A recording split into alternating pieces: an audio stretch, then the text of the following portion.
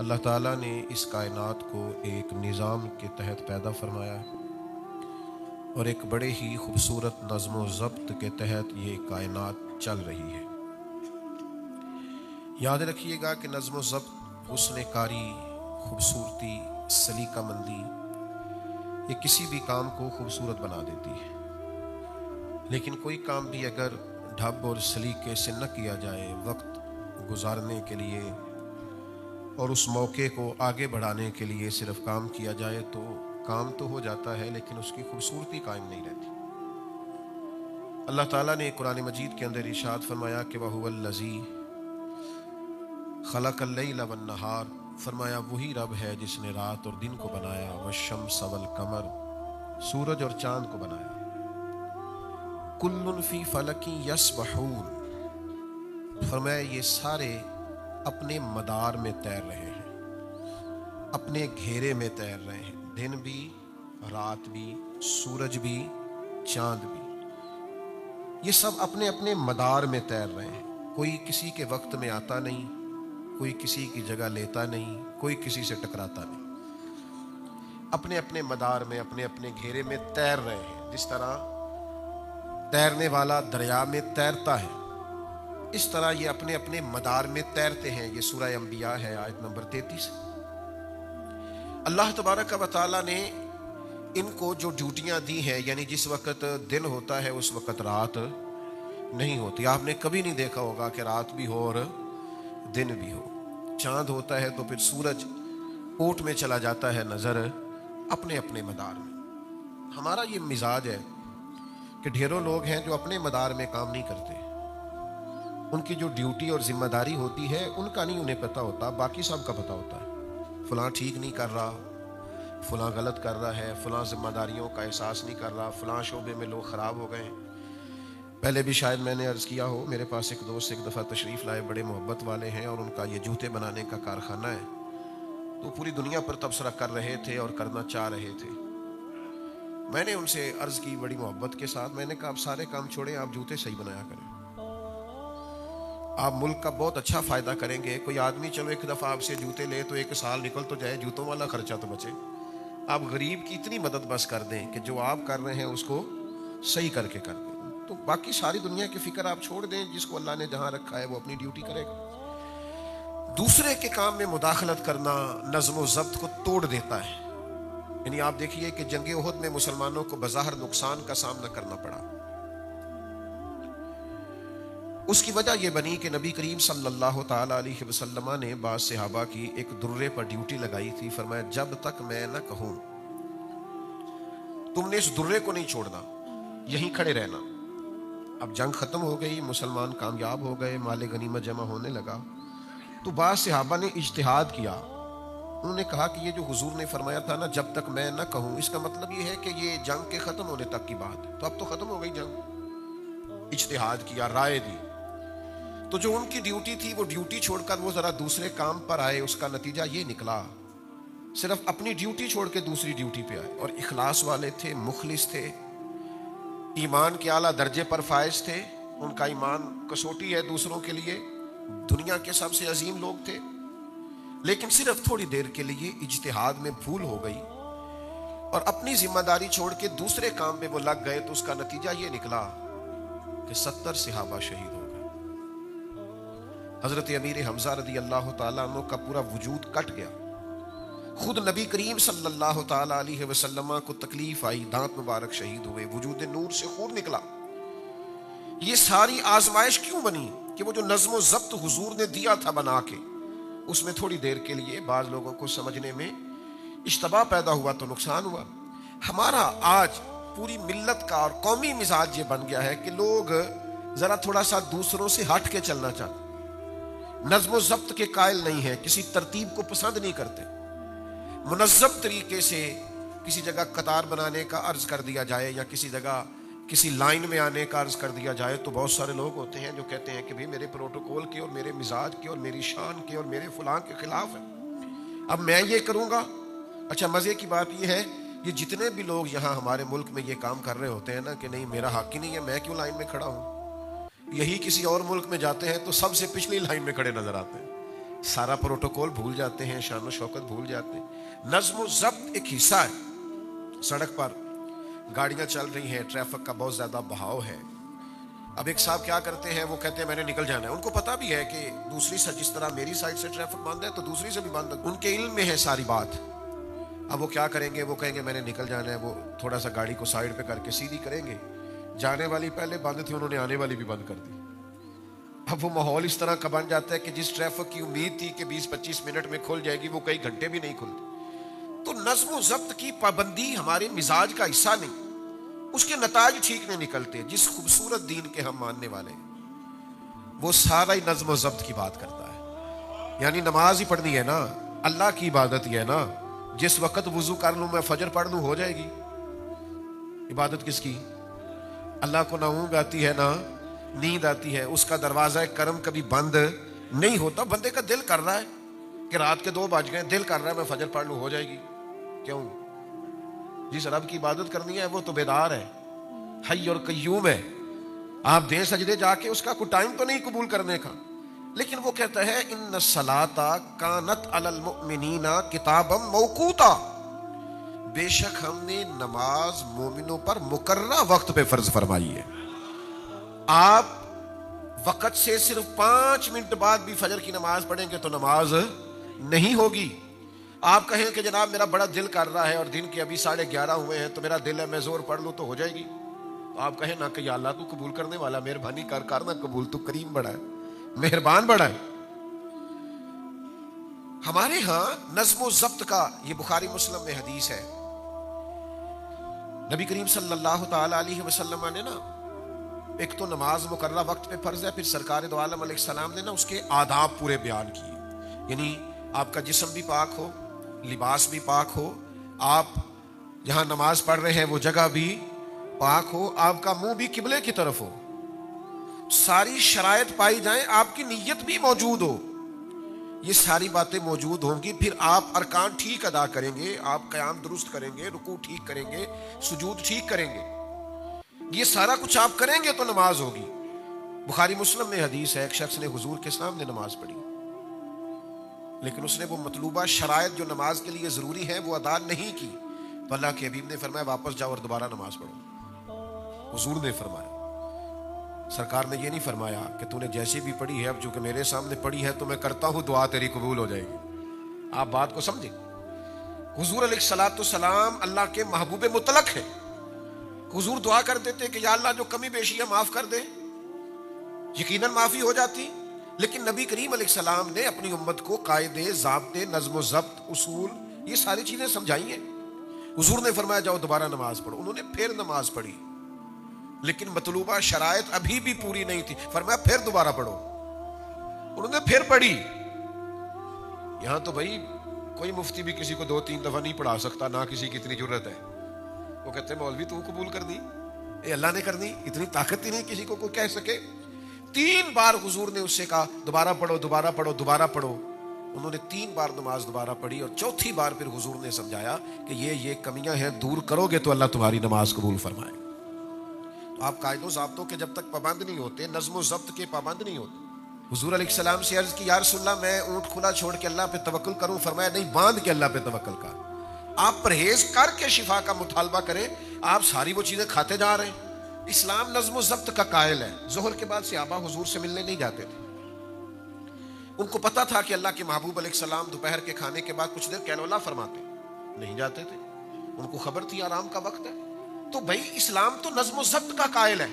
अल्लाह के हबीब अलैहिस्सलाम जब घर में तशरीफ ले जाते तो सीरत निगारों ने लिखा है हुजूर अपने वक्त को 3 हिस्सों में तकसीम करते। घर के अंदर 3 हिस्सों में जो वक्त हुजूर को बचता, तबलीग से, सहाबा की तरबियत से, जंगी मामलात को तरतीब देने से, उस वक्त को हुजूर 3 हिस्सों में तकसीम करते।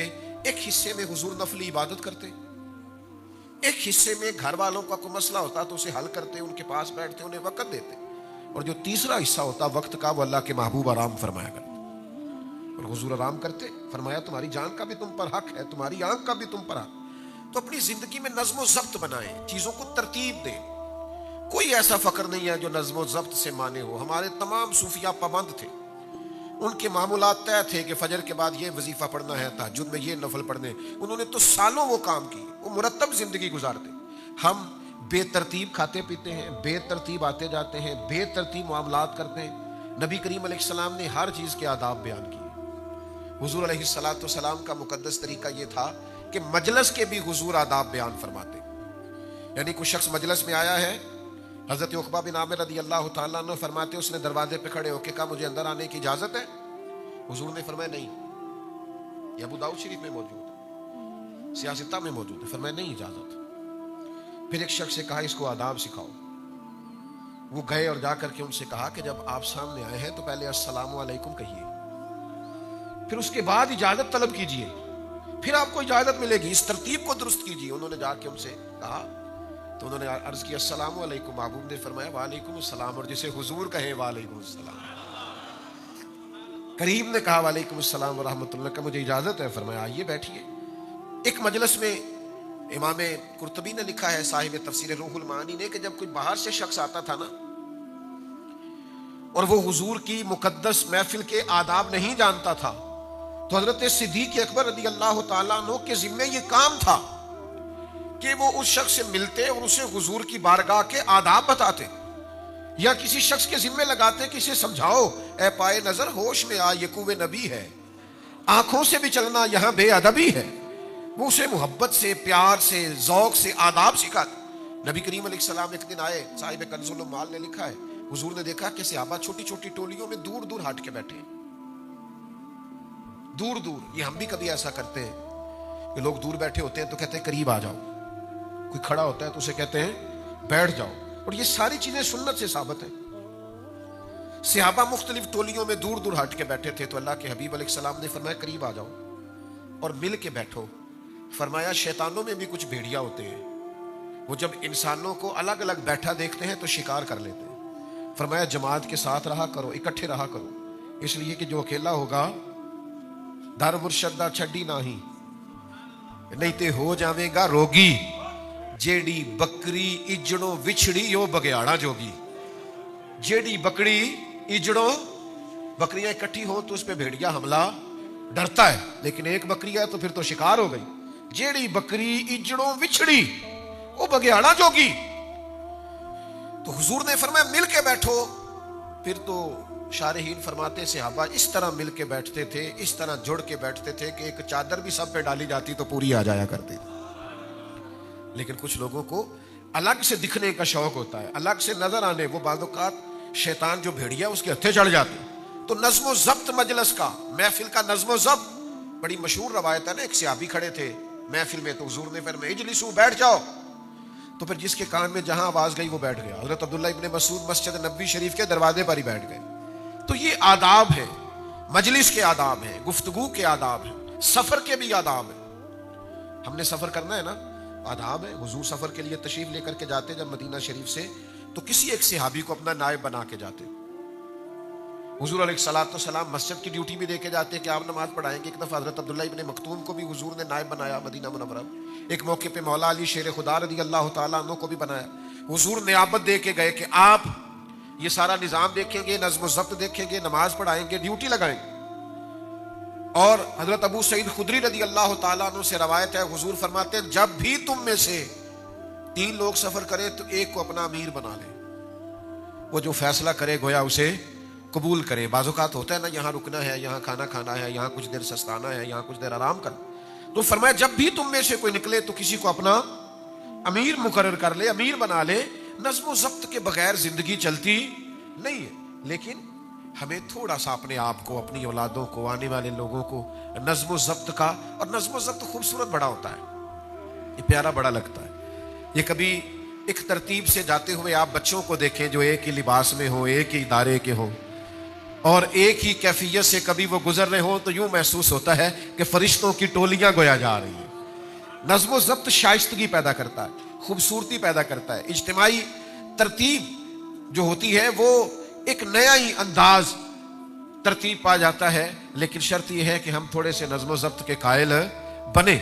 हमारे यहाँ ना रिवाज नहीं होता, बल्कि कुछ लोग ऐसे होते हैं वो उनको जल्दी बड़ी होती है, कुछ कहने लगाओ, मोहब्बत के साथ दिल लगी करने लगाओ, उनको जल्दी भी बड़ी होती है और काम भी कोई नहीं होता। जल्दी भी बड़ी होती है और काम भी कोई जल्दी भी बड़ी है, मिलना भी फटाफट है, आना भी अगली लाइन में है, दो चार लोगों को पीछे भी करना है, उनसे मिल के आप पूछे जनाब खैर है, कहते बस सलाम कर दीजिए।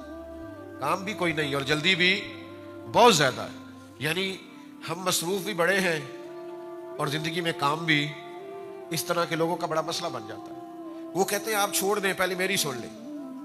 नबी करीम अलैहिस्सलाम गुफ्तगू फरमाते तो अगर दौरान गुफ्तगू कोई आदमी अपनी बात करनी शुरू करता तो अल्लाह के महबूब अलैहिस्सलाम का तरीका यह था कि हुजूर उसकी तरफ तवज्जो नहीं फरमाते थे। जिससे बात कर रहे होते थे पहले वो बात मुकम्मल करते। कुछ लोग फटाफट बात करते हैं ना, कहते कता कलामी माफ ते गल शुरू, तो मैं तो रोक देता हूं। मैं कहना जी असी तो माफ ही नहीं किया, तुसी माफी यहां ते बंदूक लैके मंगनी सी ना, कता कलामी माफ नहीं तो गोली आई जे। तो आपने कहा कता कलामी, तो हमने तो माफ किया ही नहीं, आपने बात शुरू भी कर दी। पहले पूछ लें कि हमने माफ की है कता कलामी। आपने कता कलामी का कह के आपने फटाफट गुफ्तगू शुरू कर दी। पूछ तो लें कि हमने माफी दी कि नहीं दी।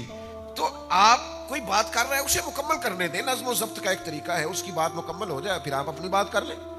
सलीका होता है, तरीका होता है। अब तो कुछ वीडियोस वायरल होती है, कुछ शरपसंद लोग किसी जलसे में आ गए, किसी महफिल में आ गए, कोई किसी सियासी जमात का है, कोई किसी का है, कोई नौजवान बेचारे गैर तरबियत याफ्ता वो आ जाते हैं, अपना कैमरा भी साथ लेके आते हैं, किसी आलिम से सवाल करते हैं, सवाल भी ऐसा तलख करते हैं उसका कोई वजूद नहीं होता।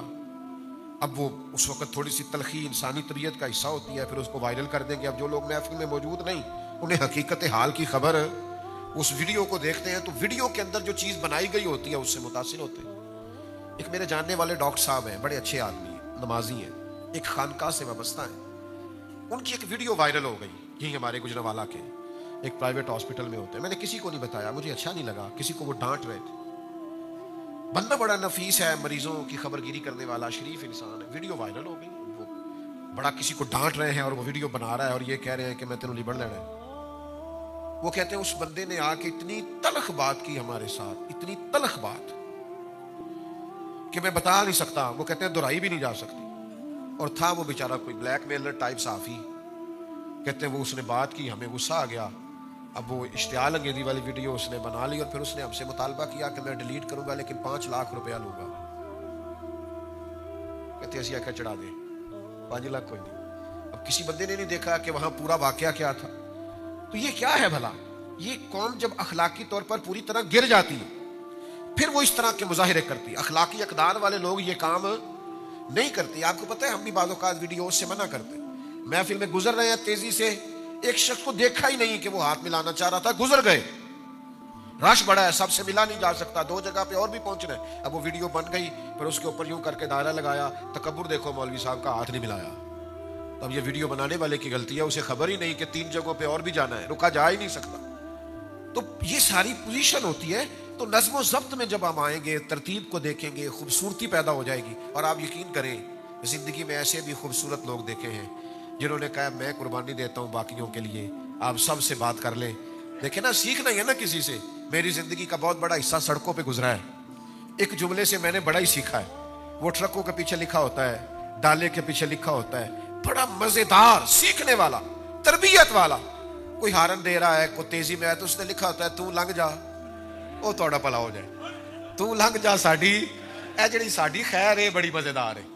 यानी तू लंघ जा साडी, चल भाई तू लंघ जा, कोई मसला नहीं, तू जीत जाना थोड़ी देर के लिए, हो जा कामयाब, कोई मसला नहीं। तो अपनी जिंदगी में नज़्म व ज़ब्त को, हुस्न कारी को, खूबसूरती को लाएं। अच्छा, कभी कभी सबसे नहीं मिला जा सकता। हर आदमी की बात सुनना हर बंदे की बस की बात नहीं होती। काजी अय्याज मालिकी उदलसी शिफा शरीफ में लिखते हैं, नबी करीम अलैहिस्सलाम ने फरमाया कुछ लोग ऐसे हैं जो अपनी हाजात मुझ तक नहीं पहुंचा सकते। वैसे तो हुजूर जानते हैं, हर गुलाम का चेहरा हुजूर जानते हैं, लेकिन ये हमारी तरबियत के लिए फरमाया कुछ लोग अपनी बातें मुझ तक नहीं पहुंचा सकते। फरमाया जो किसी की बात मुझ तक पहुंचाएगा उस बंदे को कयामत के दिन ना कोई खौफ होगा ना परेशानी होगी। उसने मेरे गुलाम का पैगाम मुझ तक पहुंचा दिया। कितनी बड़ी सादत, सिर्फ पैगाम देने वाले के लिए, कि सारे नहीं पहुंच सके, लेकिन जो वसीला है, जो जरिया, जिसके जरिए पैगामात पहुंच सकते हैं, उसको अल्लाह के हबीब अलैहिस्सलाम ने कितना पसंद किया। जंग इमरजेंसी का मौका होता है,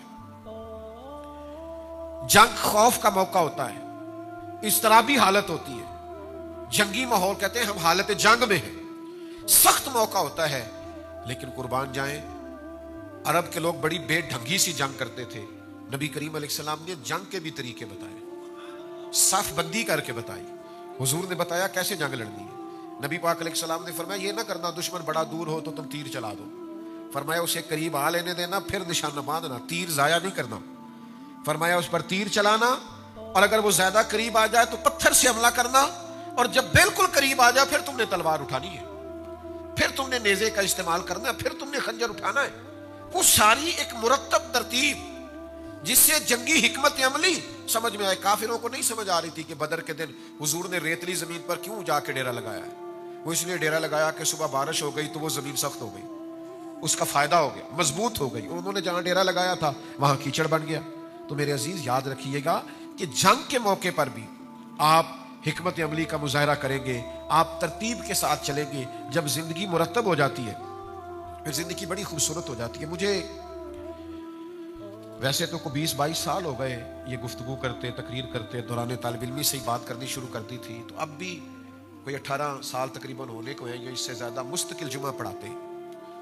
और जिन लोगों को 17-17 साल हो गए मेरे पास जुमा पढ़ते, उन्हें पता होगा कि कभी ऐसा नहीं हुआ कि मैं 10 मिनट जुमे में लेट हुआ हूँ। हो ही जाता है ना, कभी बंदा बीमार भी होता है, कमी बेशी भी होती है, कहीं टाइम दिया हो तो ऐसा नहीं होता कि वो लोग बाहर गलियों में खड़े हो के पहुंचे नहीं, ऐसा हो जाता है कि 25 मिनट पहले पहुंच गए। भाई जिंदगी में आप नज़्म ज़ब्त बनाएं, अगर आपने कोई काम करना, आप चीजों को मुरत्तब करें, अगर आपने कोई काम करना है आप तय करें। यानी इतने सालों में ऐसा नहीं हुआ कि आज 15 मिनट लेट है, आज 18 मिनट लेट है, आज 10 मिनट लेट है। बस करना है ना एक काम, तो 1-2 मिनट तो समझ में आते हैं। किसी वक्त ट्रैफिक रुक गई, लेकिन आपने उम्र भर हर काम ही देर से करना है, कैसे काम चलेगा, कैसे तरतीब बनेगी। जिन लोगों ने यही आज तक तय नहीं किया कि सोना कितने बजे, उठना कितने बजे। हमारे बहुत बड़े दरवेश बुजुर्ग गुजरे, हकीमुल उम्मत मुफ्ती अहमद यार खान साहब नईमी रहमतुल्लाह अलैह, उनकी जिंदगी में लोग शिकवा करते थे कि मुफ्ती साहब ज्यादा पास बैठने नहीं देते। कुछ लोग जाते हैं ना, उनका ख्याल होता है कुछ खुश गप्पियां हो, कुछ टाइम निकले, कुछ थोड़ा सा सोसाइटी पे, मुआशरे पे, इर्द गिर्द के माहौल पर तबसरा हो। वो जी बैठने नहीं देते। मुफ्ती साहब ने कुरान मजीद की तफसीर लिखी है, 1 जिल्द का 1 पारा है, 8 जिल्दों में शरह लिखी है उन्होंने मिशकात शरीफ की। अगर वो लोगों को पास बिठाए रखते तो वो काम जो उनके विसाल के इतने सालों के बाद भी लोग फायदा उठा रहे, मेरे जैसे कई लोग उससे नफा उठाते हैं, उसे पढ़ पढ़ के अपना फायदा करते हैं, वो काम हो सकता था। मुफ्ती साहब इतने पाबंद थे वक्त के, 1 बजे वो बयान शुरू करते थे, जब वो माइक में कहते ना अल्हम्दुलिल्लाह तो लोग घड़ियां ठीक करते थे। अल्लाह करे मेरी नई नस्ल को समझ में आए बात, नौजवानों को समझ में आए। 1.5 घंटा आईने के सामने खड़े रहते, 20-20, 25-25 मिनट लेट होना कुछ मुनासिब ही नहीं समझते, 2.5 घंटे मोबाइल पे बैठे। तो जिंदगी में जिन लोगों ने भी कारहाय नुमाया सर अंजाम दिए हैं, उन्होंने वक्त की रफ्तार को समझा है, उन्होंने देखा है तकाजा क्या है, उन्होंने नज़्म ज़ब्त को देखा है, चीजों को देखा है, कायदे को समझा है, अपनी जिंदगी को उन्होंने मुरत्तब किया है। आपको टाइम के मुताबिक अपने आप को तरतीब देना है, घड़ी आपके लिए नहीं रुकेगी, वक्त हमारा इंतजार नहीं करेगा। बच्चे अपनी तरतीब से बड़े हो जाएंगे, हम अपनी तरतीब से बूढ़े हो जाएंगे, वक्त गुजरेगा, अपनी अपनी तरतीब से जो ताकतवर जिसमें उसमें कमजोरी आने लग जाएगी, खुदा न खास्ता तंदुरुस्त लोग बीमार नजर आने लग जाएंगे, वक्त गुजर जाएगा। करने का काम यह है कि इस वक्त से जल्दी से काम लिया जाए। अबू दाऊद शरीफ में हदीस है, नबी करीम अलैहिस्सलाम ने फरमाया, जब सुबह सूरज तुलू होता है तो दिन ऐलान करता है मैं आज आया हूं, आज के बाद नहीं आऊंगा। आज जो 27 मार्च 2026 का जुमा आज है, ये 27 मार्च कयामत तक दोबारा ये गुजर गई, 26 की 27 मार्च। दिन कहता है मैं आज आया हूं, आज के बाद दोबारा नहीं आऊंगा। कुछ करना है तो कर लो, नज़्म ज़ब्त में आओ, तरतीब दो चीजों को। हज़रत अब्दुल्लाह इब्न उमर रज़ी अल्लाह तआला अन्हु गुजर रहे थे अपने 2-3 शागिर्दों के साथ, घोड़े पे सवार थे, तो एक कब्र रास्ते में बनी हुई देखी, वीरान रास्ते में कब्र बनी हुई। तो थोड़ा आगे जाके हज़रत अब्दुल्लाह इब्न उमर कब्र से उतर गए, वुज़ू फरमाया, 2 रकात नमाज पढ़ी, फिर घोड़े पे बैठ गए। तो खादिम कहने लगे हुजूर समझ नहीं आई आपका यहाँ रुकना, नमाज पढ़ना। आप फरमाने लगे हमें कुछ ज्यादा जल्दी नहीं थी, इतना जरूरी काम नहीं था, मुझे कब्र नजर आई तो मेरे दिल में ख्याल आया कि कब्र वाला तो तरस रहा होगा ना कि 2 रकातों का टाइम ही मिल जाए, तो मुझे तो मिला हुआ है। तो मैंने कहा वक्त जाया ना करूं, मैं 2 रकात नमाज पढ़ लूं। वो एक बुजुर्ग थे ना, तो अपने साथ किसी नौजवान को देखा, किसी मैयत को दफन कर रहे हैं, तो कहने लगे बेटा तुम्हारा क्या ख्याल है इस बंदे को, अगर टाइम मिले तो ये क्या करेगा, फौत हो गया है, अब अगर इसे टाइम मिले तो ये क्या करेगा। तो नौजवान अर्ज करने लगा हुजूर ये 1 मिनट भी जाया नहीं करेगा, ये नफल पढ़ेगा, इबादत करेगा, गरीबों की मदद करेगा, माँ बाप की खिदमत करेगा, जिम्मेदारियां पूरी अदा करेगा, ये तो पलट के भी दुनिया की तरफ नहीं देखेगा, मर जाना है। तो बुजुर्ग उस बच्चे को थपकी देके कहने लगे पुत्र इसे तो अब दोबारा टाइम नहीं मिल सकता, पर तुझे मिला हुआ है, तो गोया मेहरबानी कर 2-2 3-3 घंटे मोबाइल पे जाया ना कर, उस चौक में खड़ा, इस चौक में खड़ा, अपने वक्त को बचाएं, अपने वक्त को नज्म ज़ब्त का हिस्सा बनाएं। बहुत सारे लोग थे थोड़े वक्त में बड़ा काम कर गए, क्यों कि उन्होंने वक्त की रफ्तार को समझा, जमाने के शब रोज को समझा। फिर कामों में भी आपने तरतीब लगानी है, जो ज्यादा जरूरी काम है वो पहले करें, जो गैर जरूरी है वो बाद में हो जाएगा, तो नज्म ज़ब्त के साथ चलेंगे।